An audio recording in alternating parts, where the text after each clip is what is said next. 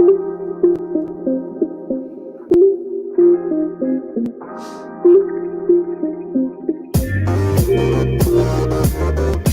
to the Wolverine Digest podcast, the best spot for objective and authentic coverage of Michigan athletics. If you want open dialogue, honest opinions, and in-depth coverage of the maize and blue, this is the podcast for you.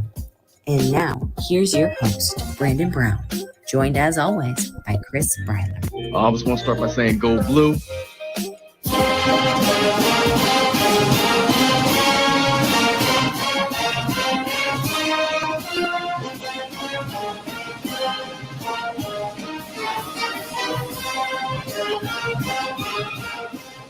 Oh, baby. Friday night, Chris. Game eve. Woo! I feel glorious coming off the sick weekend. I was gifted a Blaine's Farm and Fleet shirt today with my name on it. It's time to go to work, dude. It's time to go to work. I'm really anxious, Chris, for tomorrow. Another noon kickoff, but it's Big Ten play. It's a 3-0 Rutgers team. And I'm really anxious to get back into the stadium and see what this team looks like with Jim Harbaugh back. I expect some of the injured guys back. We'll see about that. I'm thinking we will discuss that a little bit as we go along today. But I'm just excited to see what it looks like when it matters a little bit more. It's going to be a little bit more of a test. It's I don't know. You don't really want to call it the preseason, but it's the regular season, man. It's time to really let it loose and see what this team's all about. Honestly, listen, I can't get over what we were doing prior to going live. What's the guy's name? What's the artist's name? What's his name? Just give me his name. One Benny Mardones. If I could fly, I'd lift you up. I'd take you into the night. Listen, if you don't know that song, Benny Mardones. If you don't know Benny Mardones, you're not on our level. Okay, you got to level up a little bit. You got to Google Benny Mardones, and you got to get up on it. I wanted to play it. I actually play it into the mic. We might get that audio. We'll get the cutoff. Yeah, probably with me singing it, they might cut it off. With that, with that rendition, it might happen anyway. I lift you up. I mean, just get it on, dude. Really showing up. Look at this. Is that an 80s thing? Really showing our age here. No, you know what Brandon, it is? A timeless thing. What it is, exactly. It's timeless. It's a banger. If you're at a karaoke bar and you really want to impress the crowd, pull that one out. And you can thank Brandon and I later for the results. Show you love like you've never seen. T-Mac knows. Let Benny sing it, man. Damn, bro. Damn, that song is fire, dude. That's why we were late. That's like the sole reason we came on at 7:05. Chris and I were just going back and forth, singing a little bit, talking about the lyrics. They're a little dodgy. For 2023. Opens up with she's just 16 years old. Leave her alone, they say. Well, there you go. Advice, that's good advice, but Benny's not hearing it if you go on to listen to the rest of the song. Benny wasn't going to listen to the advice. Woo, man, what a time. What a time to be alive. All right. So we're back. We're back. We have a couple segments today on our Friday show. Excited, like I said, to get back into the stadium tomorrow. I'm feeling like 120% compared to where I was last Saturday. It's crazy how I'm back, baby. I'm ready to go. So I can't wait to get back into the stadium tomorrow. Michigan hosts Rutgers for Big Ten play. Yeah. Noon game. Listen. This might be the most excited I've ever been for a Michigan-Rutgers game, and there's so many different layers to it. It's the start of Big Ten play for Michigan. I think coming off of what we saw the first 2 weeks and then what we saw against Bowling Green, there's a lot of anticipation as far as what this team is going to look like. And then the return of Jim Harbaugh, something that we talked about on the last podcast. What is that going to mean for this Michigan team? And I think the intrigue is high. Again, it's Michigan Rutgers, but it's also 3-0 Michigan versus 3-0 Rutgers. This is a team that hasn't lost a football game yet, a team that's coming into Ann Arbor with every intention of making things difficult on the Wolverines. And I'm just excited to see it, man. I want to see what this team looks like now that we've reached Big Ten play. I feel like this is the moment now where the preseason is over. The polling your starters in the third quarter, unless it's a complete blowout, that's over. I want to see a full 4 quarters from the Michigan Wolverines. And I know it's trivial, and I know it doesn't mean anything in the grand scheme of things, but God damn it, I want to see Michigan blow somebody out, put up some impressive offensive numbers. I want to see them on the ESPN highlight reel, top 5. That's what I want to see out of this Michigan team, because let's be honest, if you're legitimately going to compete for a national championship, you got to be in that discussion. You've got to flex your muscle just a little bit. You can't be okay with just, going through the motions, beating who you're supposed to beat, and being there in December. Flex a little bit on Rutgers, would you please? Yeah, I mean, I'm hoping to see that. We'll get into our prediction. I don't know if that's what we're going to see. I mean, we've talked about that. Doesn't even sound like you feel very confident we're going to see Michigan flexing. I don't. I think it's tough. I think it's tough to just flip a switch. We'll get into that as we close out the show, but that's that is one of the things that we'll talk about, the prediction and how we think it's going to look tomorrow. But first and foremost, Chris, it's everybody's one of our favorite segments, because you get to openly call me dumb or just acknowledge that I am actually quite idiot. Intelligent. So yeah, I think it'll be good. So here we go. And Chris, damn it, I'm going to say it every freaking week until it happens. Number 1, Donovan Edwards scores a damn touchdown. Can we see it? Smart, man, because, dude, right? Jim Harbaugh, Monday during the press conference, he was talking about how great JJ McCarthy has been through the first 2 weeks, and that law of averages would eventually keep up with him or catch up with him, and that you'd see JJ kind of, come back down to earth a little bit. I think the same applies to Donovan Edwards. Law of averages will apply this weekend for Donovan Edwards. He's too damn good, too damn talented. I said this on the last show. I understand that it's more than just Donovan. It takes the offensive line, everybody doing their job. The wide receivers need to do their job. But number 7 needs to find a way to have the type of breakout game that we have all expected him to have, at least by this point in the year.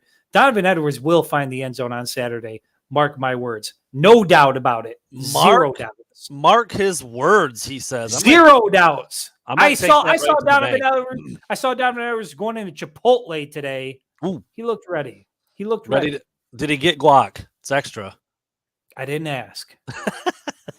I just don't understand how the dude hasn't done more. We've talked, I mean, like we're beating a dead horse at this point, but man, he's just so electric, dude. We've seen so many examples of it.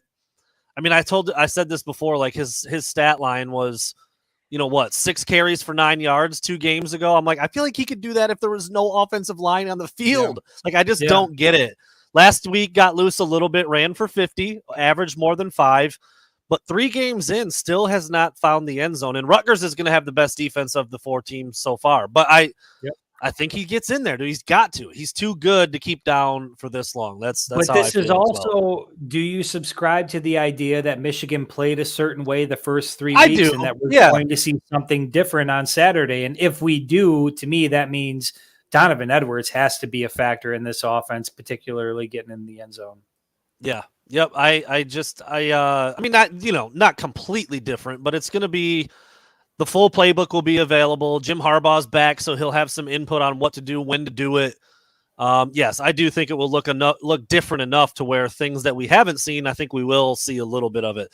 Look, I've been wrong like 3 weeks in a row though with this team. I'm like, tomorrow it'll really get going. The running game will be unstoppable, and it just hasn't happened yet.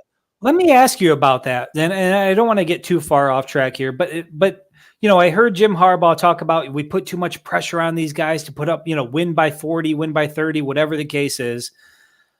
I'm just curious, Brandon, like how important do you think it is that Michigan comes out and has a, if this is a 34-17 win over Rutgers, it's not going to feel any different than what it's felt the first 3 weeks, right? So how important is it? First game in Big Ten play, you're facing an undefeated opponent. You're doing it in your own building. Is there too much importance on what the final outcome is, what the spread is, or is a W at this point? Are you asking me, or are you asking like what? I'm asking you. Yes, I want to see them kick their ass. I don't want another sleepy 20-point win over a team that they were favored by 40. They're favored by. We'll get into this too, but they're favored by 24.5. It's a really big number I think it's too big of a number, frankly. But if that's what Vegas sees, if that's what it looks like from the outside in, they should win handily. And I want to see that. I want to see a big win. I want to see Michigan looking dominant. I want it to be over from, and I'm not trying to pump up Ohio State. We're going to talk about them a little bit in the next segment, but dude, I've seen so many games where when Ohio State is on, the game's freaking over after the first quarter. I don't know the last time I could say that about Michigan when they're playing a lot of different kinds of teams. It's happened, but I want to see a Michigan team that looks like the other team doesn't belong on the field with them. That's what I want to see. You got to go back to like UConn last year. You got, it hasn't happened this far, so far this season.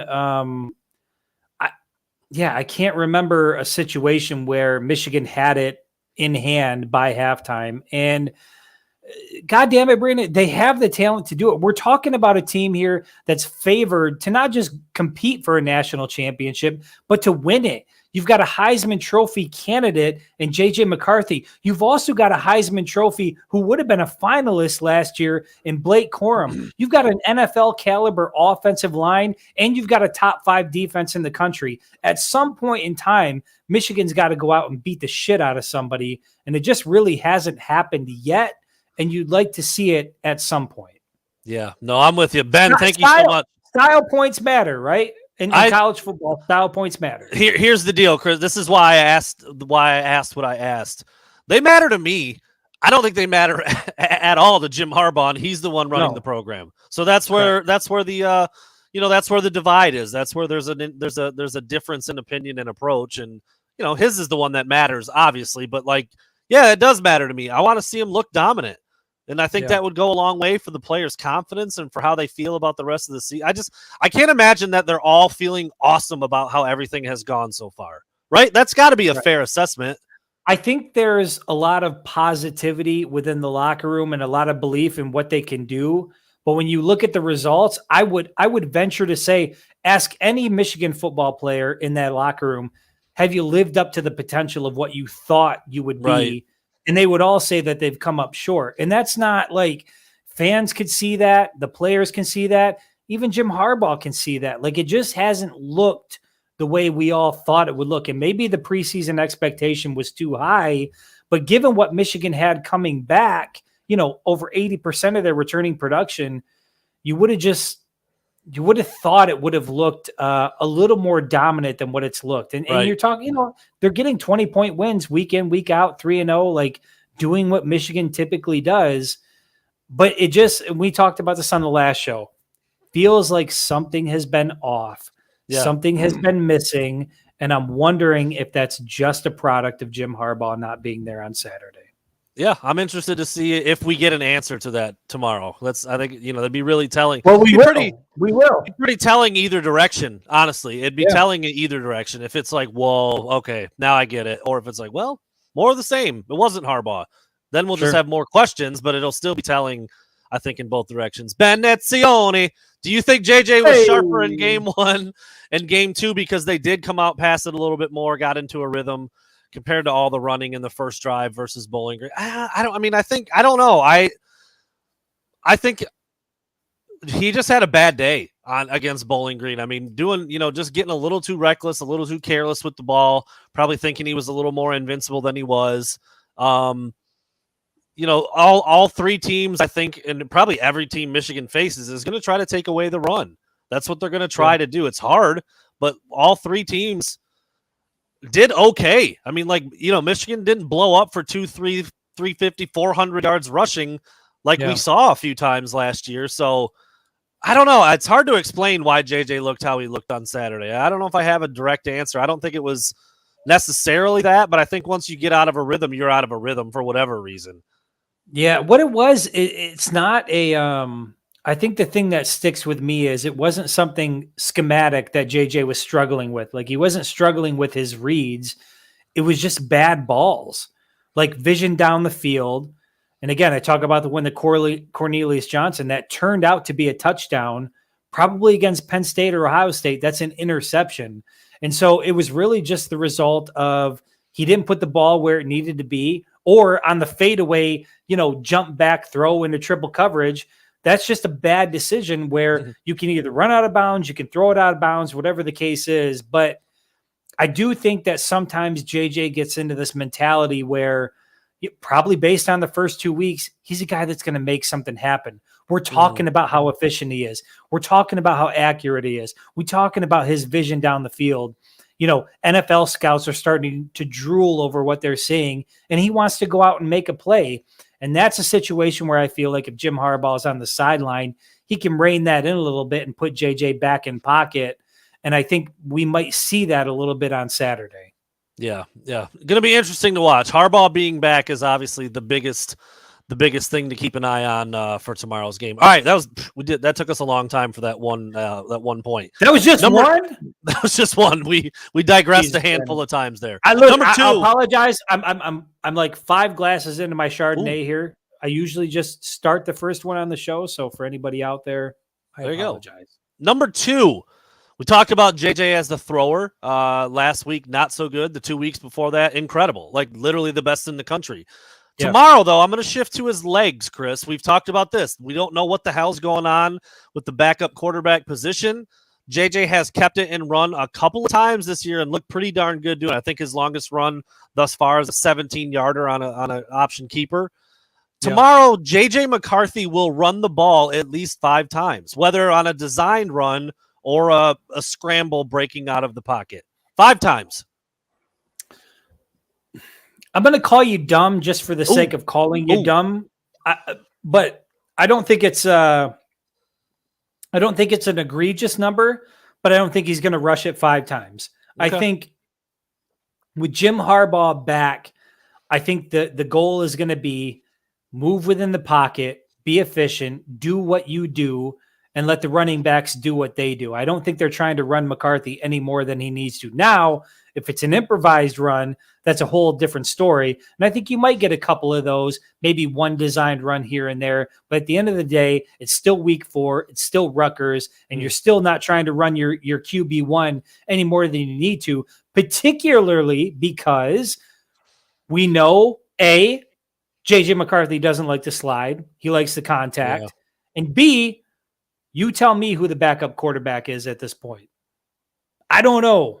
So I don't think you're trying to test those waters. I think it's going to be under 5, no doubt. Okay. All right. I just feel like, Greg Schiano's defense, they might throw something kind of crazy. I see him maybe having to bail out of there 2, 3, 4 times. And then if you've got a designed run or 2, there's your 5. I mean, I don't think it's going to be a lot, but I see him having to use his legs a little bit tomorrow. I don't know why. It's supposed to be a beautiful day. There's not going to be any weather. It's not going to be anything funky or weird. So I think if he has to tuck it and go, I think he's going to do that. So we'll see what that looks like. All right, here's another one that everybody's been. I mean, we've all been wrong every week so far. Literally probably just about everybody. But tomorrow, Michigan is going to eclipse 40 points. Tomorrow's the day. Full game of starters. The defense stays in strong, takes the ball away a little bit more possessions, a little bit more splash plays. Michigan scores 40. My heart wants to say you're smart, but my brain says you're dumb. And the reason I say that, Brandon, and I talked to you about this a little bit, the last time we were on the show, I brought up that Michigan hasn't scored a single fourth quarter point all year long throughout the first 3 weeks. It turns out, and I want to ask you about this, how much of a concern is it? Michigan is the only football program in the Big Ten that has not scored a single point in the fourth quarter. So do I expect things to change on Saturday with it being Big Ten play? Yeah, a little bit, but I am concerned about what the second unit looks like, what things look like when JJ's not in there.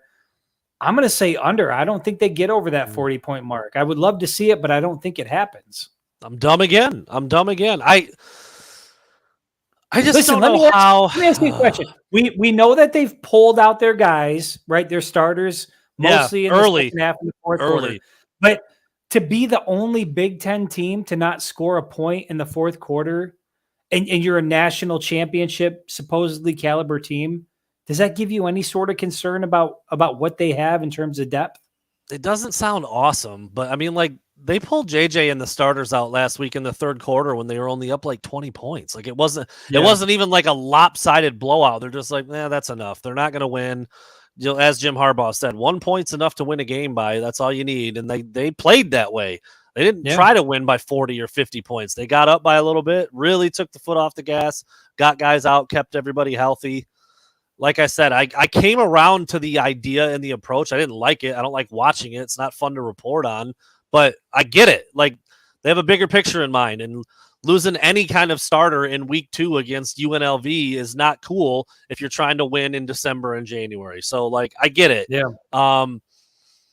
It's funny. Like, I see I will get into the spread later on. I've already mentioned it once, 24.5. I said to myself, like, that's too many. Michigan's not going to cover. But the score that I have in my head, they would cover. So, I don't know. I guess I'm, like, arguing with myself a little bit about it, but I will get into that number later on as we get ready to close the show out. But I think Michigan with what I expect to be a full 4 quarters of playing the starters or close to it. Good question. So you think JJ McCarthy is going to get run into the fourth quarter? I do.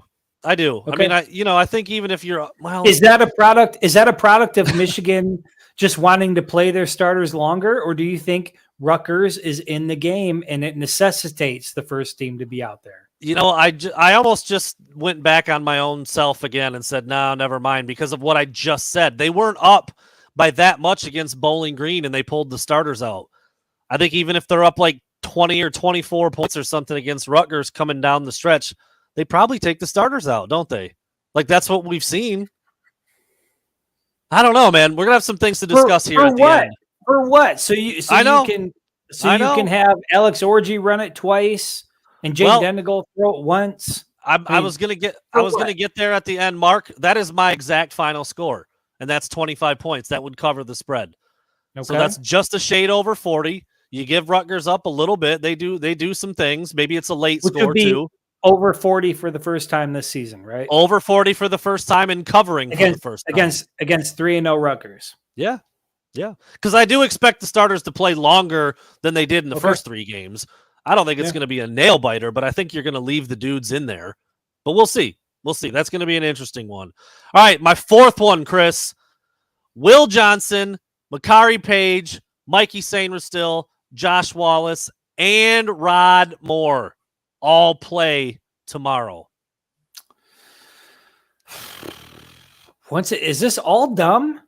Have I called you dumb for all of these? Have we set a record here? You gave me smart for the Dono touchdown. That's it. Okay, I gave you smart for that. Yeah. I'm going to go dumb on that one, only because last week I saw Rod Moore in street clothes. A couple weeks prior to that, I saw him suited up going through. Yeah. So I don't know what he's going through. I do think we will see Will Johnson back in action. To what extent, I don't know. What was it against UNLV? He had 8 snaps. Right. So we haven't seen him really play a full game, even when he's been able to get out on the field.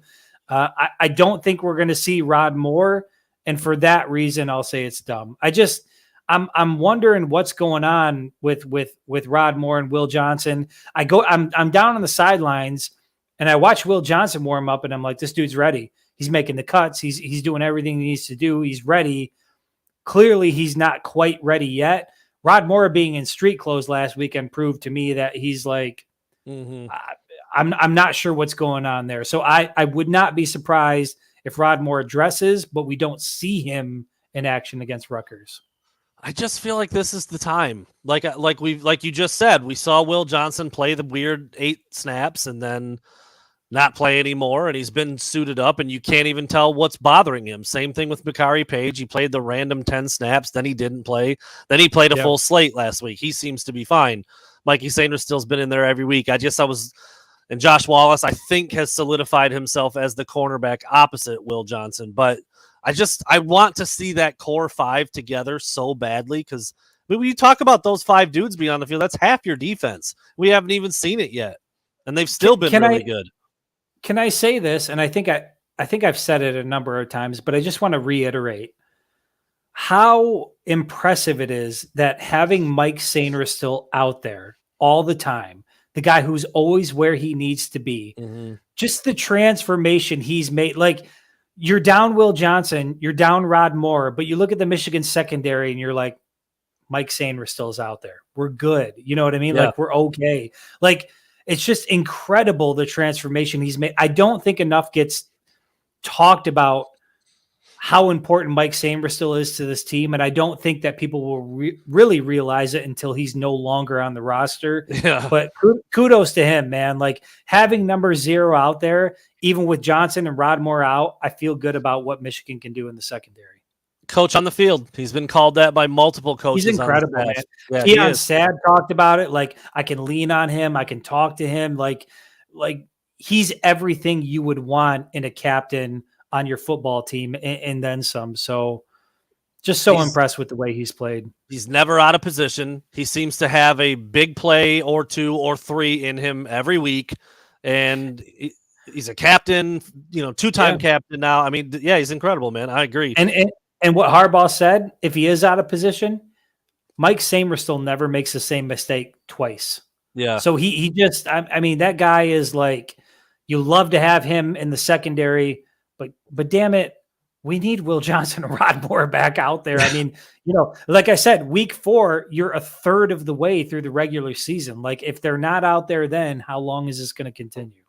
Yeah, no, I'm with you. That's why I said, I mean, a lot of times I've come to notice these "you're dumb, you're smart" declarations are wishful thinking. Like, it's just what I want to see. And sometimes it's not very likely. Sometimes it's pretty easy.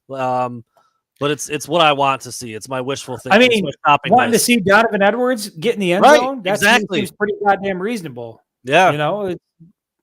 Last but not least, I remember this kid as a recruit. Michigan actually offered him. I liked his high school tape a lot. But Rutgers quarterback Gavin Wimsatt, athletic dude. He's carried the ball 28 times. He's got a couple rushing scores. He's athletic. Get outside of the pocket. He's got a big, strong arm. A little bit of a gunslinger like JJ, and not nearly as accurate. But he has not thrown an interception this year yet. That's a big reason why Rutgers is 3-0. But I think Michigan will pick him off not once, but twice tomorrow. He will throw his first 2 picks of the season in the Big House tomorrow.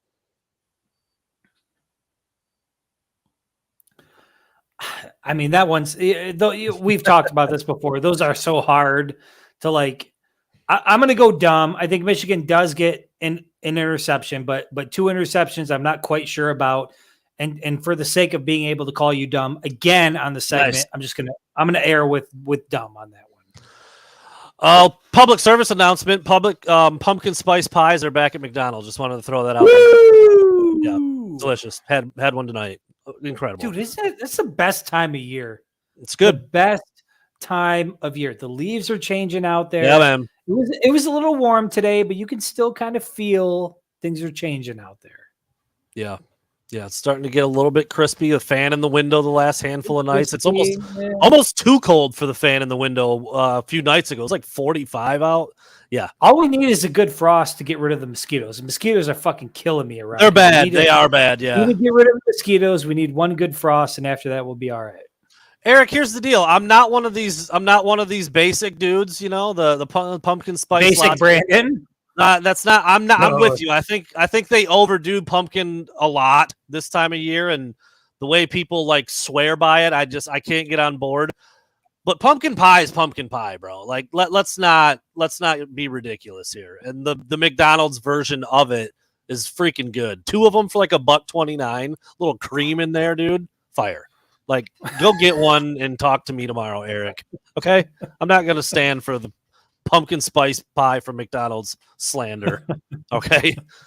AJ Cooper, if you missed it, this is sorry, Brandon wrong side. just got done working third shift at the HVAC unit. Blaine's Farm and Fleet. I feel right at home with my new Lothrop Roots with the Farm and Fleet shirt on.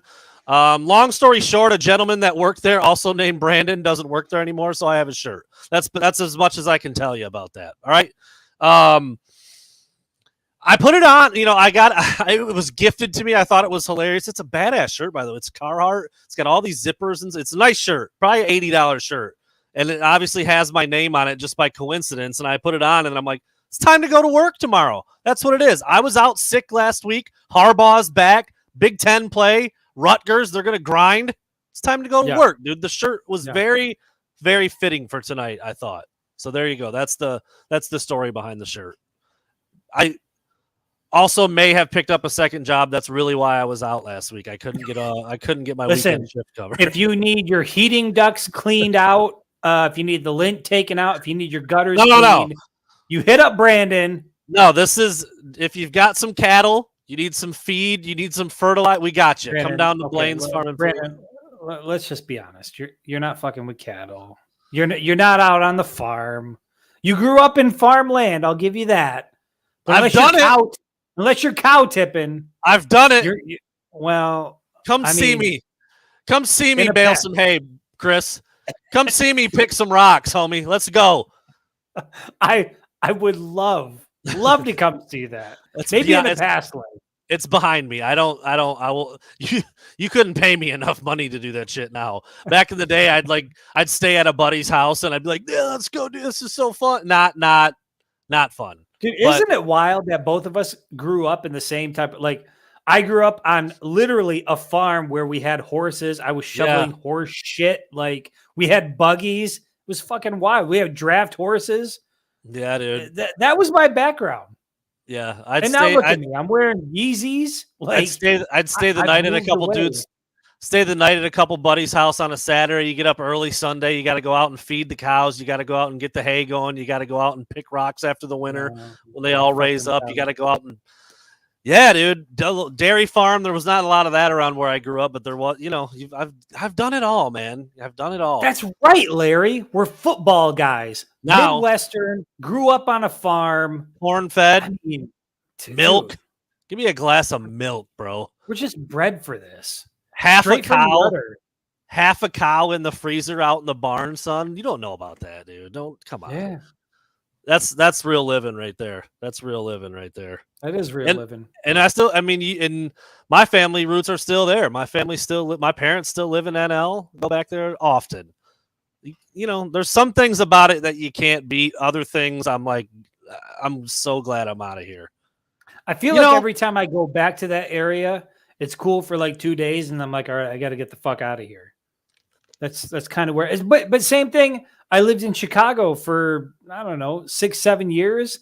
Yeah. And I go back there and I love it for 2 days. And after 2 days, I'm like, I got to get the fuck out of here. It's too much, especially when you have kids. If it's just you and your wife or you and your girlfriend, it's great. When you got a family, that shit's terrible. It's for the birds. Yeah. So football, Raymond. Yeah. We'll get back on topic. Sorry to ruin your show. Let's talk football here, Brandon.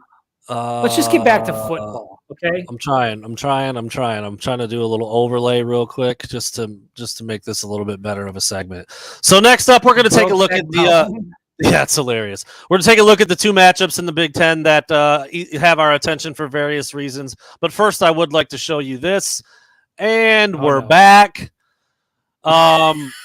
So Big Ten, big game, Chris. It's pretty obvious this week. It's not technically a Big Ten matchup, but Ohio State Notre Dame is very, very intriguing for a lot of reasons. You can see the two teams there. It's a top 10 matchup. It's in South Bend. It's a night game. Ohio State, surprisingly, is favored by 3, Chris. You can see that number right there. I'm not surprised by that. I'm not surprised by that at all. It's I'm taking the Irish. I'm 100% taking the Irish, and I'm taking the Irish by 20 points plus. I think it's going to be an ass whooping. I think Ohio State is a fraud. I think people got all geeked up by a Western Kentucky win where they put up 60 plus points. Yeah. But you got to go into South Bend and you got to play a real team. And I'm sorry, I don't think Kyle McCord is who people think he is, the people in Columbus anyway. And I think the Buckeyes are going to be humbled severely in South Bend. And I'm very much looking forward to it. And look I'm not a Notre Dame fan. I'd love to see them lose every game as well. But when it comes to, I saw people saying like, look, Ohio State and Notre Dame are playing. Who would you rather see win? There's no fucking question. Give me Notre Dame. I want to see the Buckeyes come down to earth. They're getting, once again, just like Michigan State, getting a little too big for your britches there. The first few weeks you were freaking out. Then you decided Kyle McCord was a Heisman Trophy finalist for some odd reason. Ryan Day's got them back. Go on into South Bend in prime time. See what happens to you. We'll talk about that Saturday night. Notre Dame is built a lot like Michigan is built, and we know how that's gone for the Buckeyes over the last 2 years. They've got a big professional offensive line. They have a big, bruising, efficient, effective running back in Aldrich Estime. And now they've got a quarterback who's I don't think it's crazy to say he's in the discussion of being as good as J.J. McCarthy. Sam Hartman is the all-time passing leader in the ACC conference ever. The dude looks like a Burnett Thor. I mean, he looks majestic. The thickness of that dude's salad is out of control, dude. Incredible. It's like it's incredible. That dude's scalp and face have never seen a light of sunshine, a ray of sunshine. All right, let's get this shit off the screen. Too much? Well, I mean, yep. So I was just going to leave it up there the whole time. If you haven't seen a picture of Notre Dame's court, just Google him. Google him. Take a look. It's glorious. The guy looks like he should be wearing flannel out chopping wood in the middle of like the Pacific Northwest. And instead he's out dropping dimes in South Bend. If you've ever seen Ohio State's going to run into a problem. This is a very obscure reference, but if you've ever seen The Secret Life of Walter Mitty, one of the bosses on there, Adam Scott, is that his name? Right? I think that's his name. Funny Adam guy. Scott? Yeah. Yeah. He was in Parks and Rec. Yes, he's got like a drawn-on fake-ass black beard and hair. It looks like Sam Hartman. It looks artificial. It looks like he's in character. He looks like a creative player. Yes. He looks like he's in character on like SNL or something. You're like, dude, that's not your real hair. Come on. It is. Yeah. It's glorious. So yeah, I'll take the Irish. I think they're going to win outright. I mean, I think it's going to be a pretty close game. Obviously, two talented teams, but I do think you said Ohio State though is favored by spread? Three. Yep. So when the fuck are people going to learn about Ohio State? How long is it going to take? I just looked at the the ESPN playoff predictions. I don't know if you saw that, Brandon. Did you see the numbers on that? I don't. Oh yeah. Ohio State still has the highest. ESPN playoff predictor, which breaks down which teams have the best chance to make this season's college football playoff. 3 teams from the Big Ten made the list. Number 1, Ohio State at 57%. Number 2, Penn State at 26%. And number 3, Michigan at just 9% to make the college football playoff. I mean, what are we doing here? The disrespect for the back-to-back Big Ten champions, the two-time beat the Buckeyes 2 years in a row, not just getting by, but beat the shit out of them. What are we doing here? I trust ESPN less and less as days go by. This is very I saw somebody say Wisconsin beating up on Purdue. It's 14-3 at the end of the first quarter there. Pretty interesting stat right here, Chris. Tanner Mordecai, quarterback for Wisconsin, currently leading the Badgers in passing, rushing, and receiving. So that's awesome. Where did he transfer from? SMU, I believe. Was it SMU? Yeah, I believe it was SMU. He's got 2 rushing touchdowns already, and somehow he has a 19-yard catch. I don't know. I'm not watching that one, so anybody who's checking that out, that's pretty crazy. I don't know. Whatever. Anyway, Purdue getting beat up 14-3. I cannot wait. Look, I'm very excited to go cover the Michigan Rutgers game. Another solid Michigan win. Get out of there. Get back to the crib. Start drinking. Cook a little bit. And then watch Ohio State get their asses kicked in South Bend. To me, that is a perfect Saturday. That's pretty good. I can't. And by the way, You know, we also get Saturday, number 24 Iowa at number 7 Penn State. Yeah. This is a great slate of games if you're a Big Ten fan. There's a lot going on later on in the day. I mean, get the Michigan stuff out of the way and then really watch these other teams compete. I think it's going to be phenomenal. How about a Colorado-Oregon matchup at 3:30? Also pretty exciting and enticing. UCLA, Utah's a 22-11 matchup. Ole Miss, Alabama's a 15-13 matchup. Oregon State, Washington State, obscure Pac-2 teams. The Pac-2, by the way, that was on purpose. Oregon State, Washington, 14-21, and then obviously, Ohio State, Notre Dame, 6-9. So there's a lot of pretty big games this weekend. So good slate to sit at home and no doubt, man, watch it. Even like an underperforming Clemson hosting Florida State is interesting to me. Like, let's watch it. Yeah. And guess what? Florida State's only favored by 2 in that game. What does Vegas know that I don't know? I don't know, man, because Florida State was one of those heavy favorites, college football playoff. People even talking national championship. Man. All right. This will be up for a very short period of time, but how about this for Big Ten Big Lame, Chris? What a snooze fest this one is. Akron at Indiana. Good. Dude, the only thing working for that game, night game, is that it's prime time. That's it. But even then, wow. If you're an Indiana fan, do you really want to start to watch that game? That feels like that's got noon written all over it. Hoosiers favorite? Noon. I'm going to take a nap in the first half. I'll wake up in the second half just before the 3:30 game starts. Hoosiers favored by 17. Don't think they can even score that many. Who gives a shit? Right. There you go. I mean, so Indiana is about as irrelevant as it gets in the Big Ten. There's Big Ten, Big Lame. Ohio State, Notre Dame is the biggest game of the weekend. Top 10 matchup, and obviously big ramifications down the stretch for both of those two teams who are chasing a playoff spot. And I mean, we do. You'd rather it be Ohio State losing, but even if they win, like, you still get a Notre Dame loss. It's pretty good. Pretty good weekend.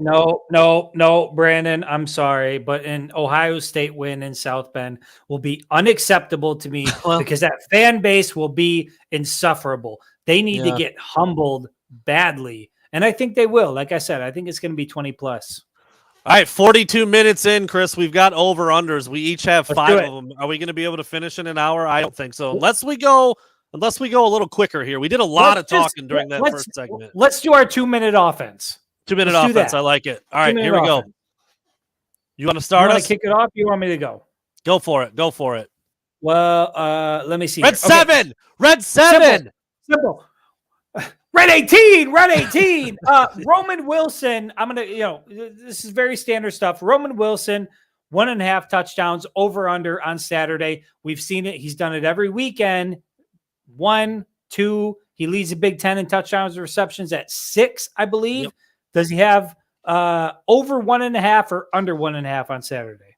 You know what? I'm going to say under, but I think he scores. I had Roman Wilson at half a touchdown. So basically saying, is he going to continue this trend of scoring every single week? I'll say under. I think he scores once, and he'll continue his streak of scoring every single week this year. So I'll say under. I think he scores once.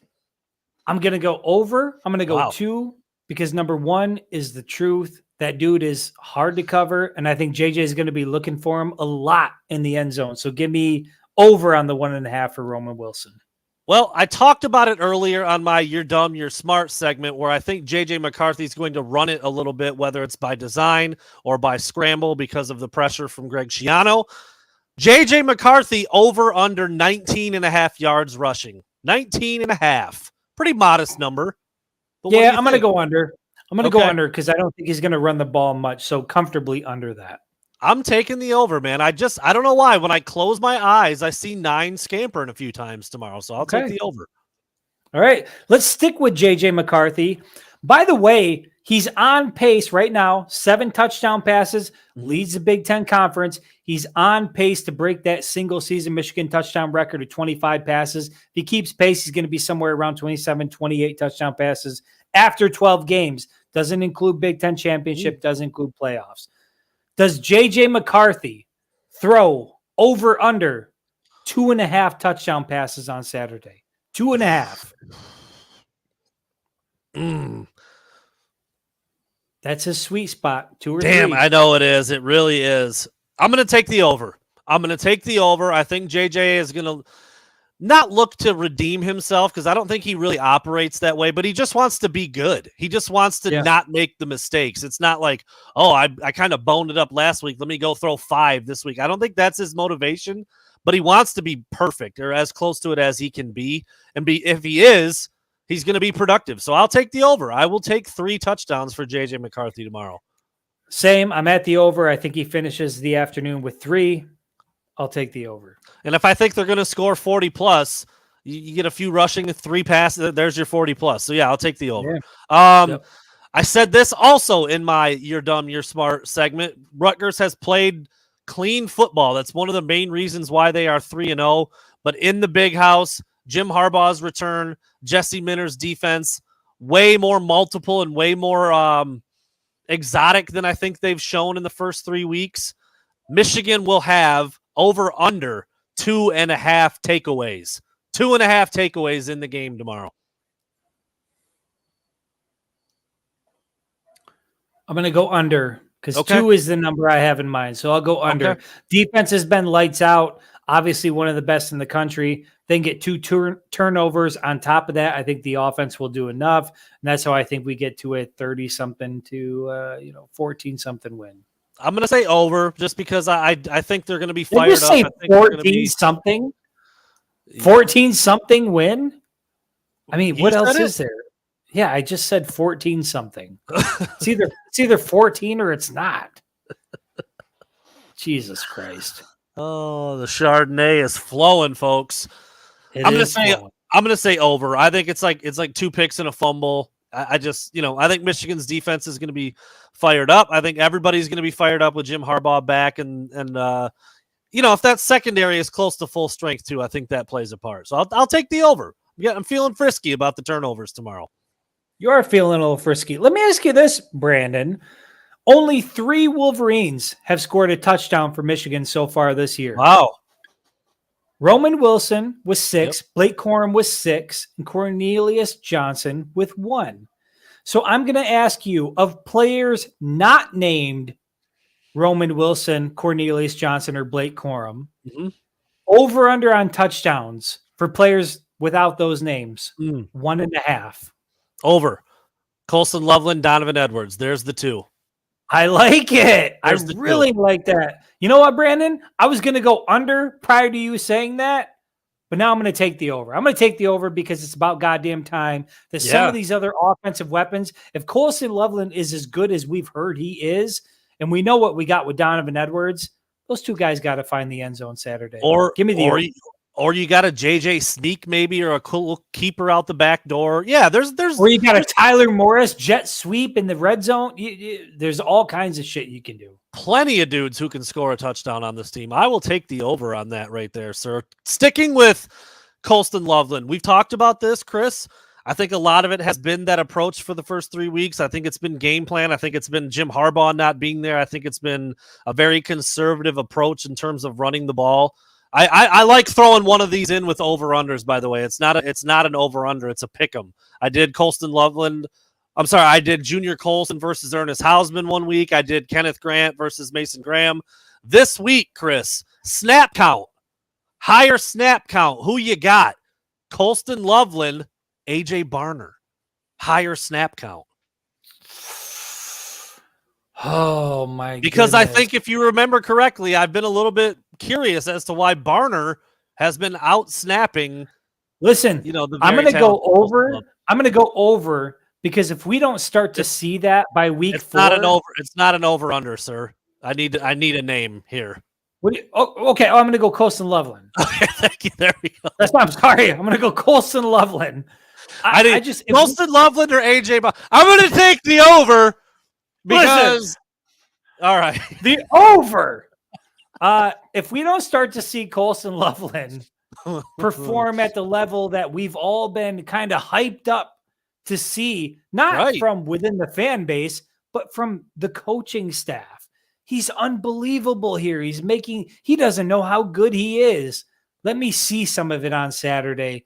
You got to get Colston Loveland. Give me Colston Loveland. Yeah. Has to be, right? I feel like that too. I mean, I said it after the first 3 games. It's like I'm not worried that AJ Barner's playing more.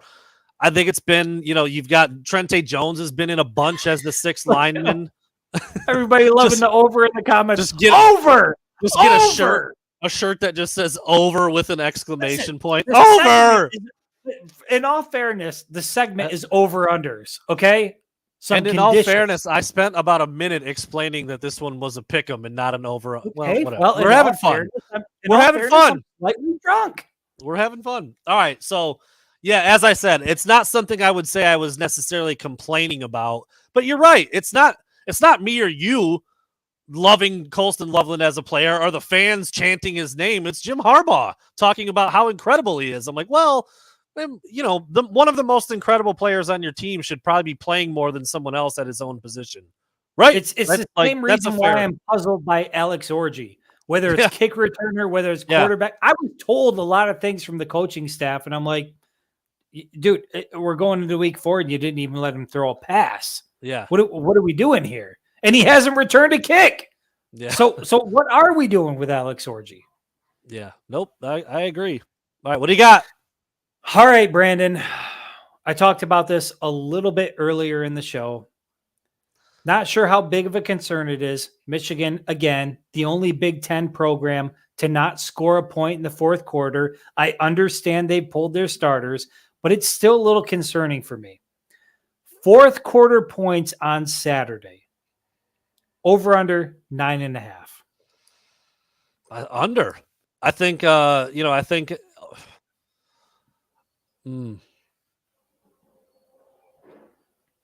Think about what type of game it's going to be through 3 quarters. Here's what I see. I think you've got 2 potential outcomes here. Well, man, it's tough. I would say you've got 2 potential outcomes that would make that not happen. One would be Michigan's in a tight game. And if you're in a tight game, it probably means you're not scoring that much. So I think that rules out a 10-point. But it also means you probably have to score, right? Maybe, or maybe not. It could be just back and forth, 20-13 like we saw a couple seasons ago. That would be not scoring 10 in the 4th quarter. Or you're winning by a lot, and we've seen that formula where the starters are out and the backups don't do shit. So, I think those are the 2 most likely outcomes. So I don't know what outcome or what kind of game script you would need where Michigan is got the starters in long enough to where they can still score, but that they're still trying to score. I guess if can that I makes ask sense. you? I don't know how those. Is it fair enough, even if the game is in hand, to ask Michigan to score 10 Just points? keep in playing. The 4th No, quarter? it's not. That's not like you're asking them to score 40. It's 10. 9.5. Yeah, I'd take the under. I would take the under on that just because I don't think there's a scenario. You need the starters to still be in and still be trying to score.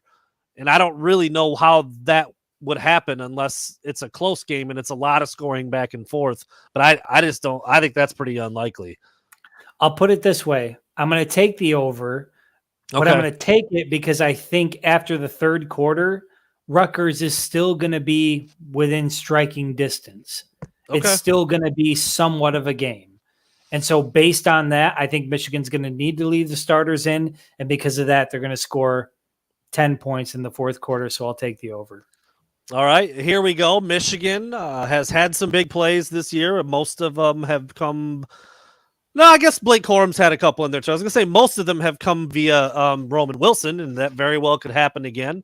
It doesn't matter who it is, though, Chris. Michigan's longest offensive play tomorrow. Over, under. Think of a number. You got it? Over, under. Hold on. Okay, I got it. Over, under 49.5 yards. Whoo! I was at 45.5, so I'm going to take the under. Okay. I'm going to take the under. I'll take the over. Blake popped out the backside of a little zone insides, and he went for 54. I mean, it can happen that quick with several of Michigan's players. I'll take the over. But we do agree, Rutgers is better than ECU. Definitely. UNLV and Bowling Green. Yes. Right? I agree. Okay. Yep. I agree. So we agree this is the best team they'll face. Yeah.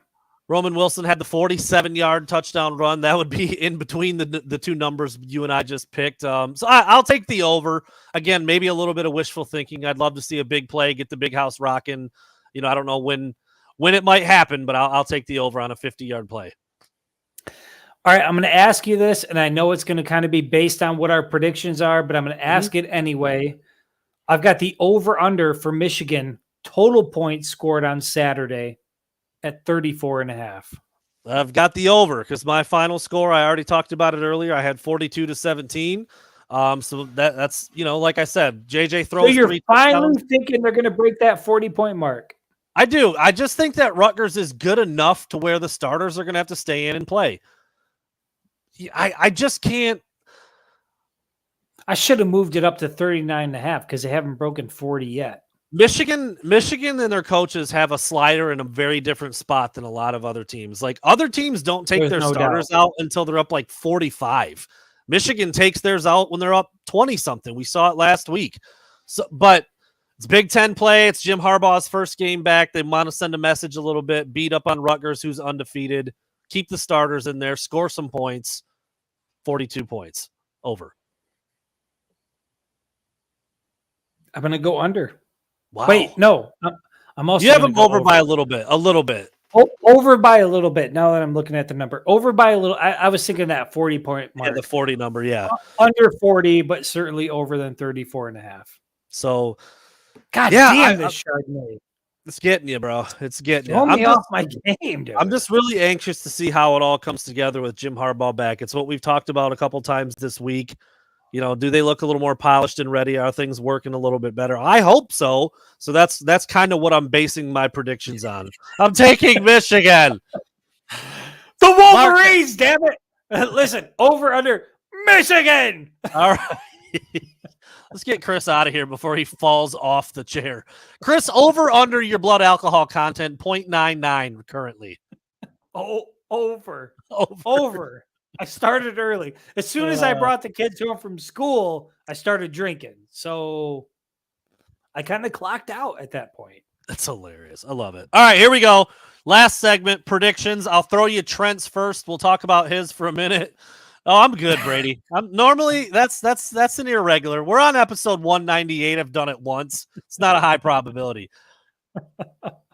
There's a lot of other things that we do much more regularly than a poop break. All right, here we go.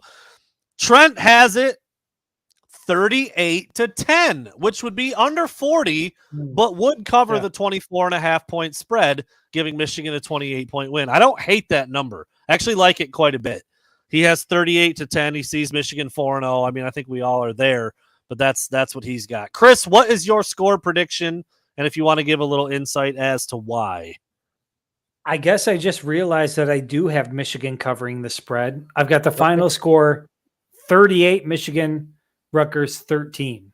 Okay. And so 25. Yep. Listen, I do think that JJ McCarthy, we see a better effort out of him. Now that Jim Harbaugh is back in the mix, I think you're going to see a cleaner game from him. I don't think you're going to see, what we saw the first 2 weeks. I think we're going to see a bit of that return. We saw Blake Corum go over 100 yards. I expect more out of Donovan Edwards. The defense is going to continue to do what they do. I just think, Michigan is a good football team. And I'll be honest, even at 38-13, I don't know how satisfied I am with that. But I think Michigan wins comfortably. Give me 38-13. And for the first time this year, they cover the spread. We're all in a pretty similar ballpark as we usually are. We submit these independently. We don't converse about them or come up with them together. And it's pretty crazy how close we always are. But yeah, I think Michigan's a lot better. The spread is what it is. I think Michigan is going to get a little bit more going on offense. So I have the game finishing at 42-17, which is still a 25-point win, and it will also cover the spread. I think that Michigan defense is going to give up 17 points to Rutgers. I think it's more like they give up 10 and then Rutgers scores some bullshit at the end like we've seen every game. That's more what I see. I think Michigan look, if Michigan's secondary still isn't all the way back, This is not UNLV. This is not Bowling Green. This is a Big Ten conference opponent that can make a play or two. I think I just can't help but think about how good that secondary is when all 5 dudes are in, and how different it feels when they're not. So yeah, I think this Michigan team, what they give up to Bowling Green last week in the first half? Was it 6? 2 field goals, right? In the first half. Yeah, I mean, so you've got a slightly better team. One of those is a touchdown, one's a field goal. There's your 10, and they score a garbage one at the end. There's 17. Yeah, I don't think it's going to be like, close at any point, but I think Rutgers will put a little bit more up there than the other squads did. So that's what I got. 42-17. It's a 25-point win. It does cover the spread. Either way, it's Michigan 4-0. It's Michigan. That's really what it comes down to. And at the end of the day, how many of these wins can we continue to poo-poo on, Brandon? 4-0, 5-0, 6-0. It pretty much looks like that's going to continue until Michigan gets to Happy Valley, and then we'll see what happens there. Be addicted to sex? A sex addiction or something? Yes. Who doesn't have a sex addiction? Chris later tonight, after about his 9th glass of Chardonnay to his wife, pulled it out, showed it to you. That's going to be the neighbor. Yeah. Forget his wife. He's going to be in the street talking to the pulled it out, showed it to you. Trips and falls on the way back to the house. There could be some of that too. Yeah, boy. Could be some of that too. I'm only human, Brandon. I'm only human. All right. Noon kickoff tomorrow. We'll be at the stadium bright and early. Chris will be down on the field walking off this hangover. It's going to be a good time. It's going to be a good time for all the boys. Sweating my ass off, struggling, trying to get this Chardonnay out of my body. Another warm one tomorrow. Pulled it out, showed it to you. T-shirts. I'd wear one. Built for the booth T-shirts. I'd wear one. We got a lot of things cooking. We got a lot of ideas. That's where they usually always stay up here, though. But anyway, thanks for listening, everybody. We'll see you after the game tomorrow, about 4 o'clock. Call it 4 o'clock. From Chrysler. From Chrysler. That's right.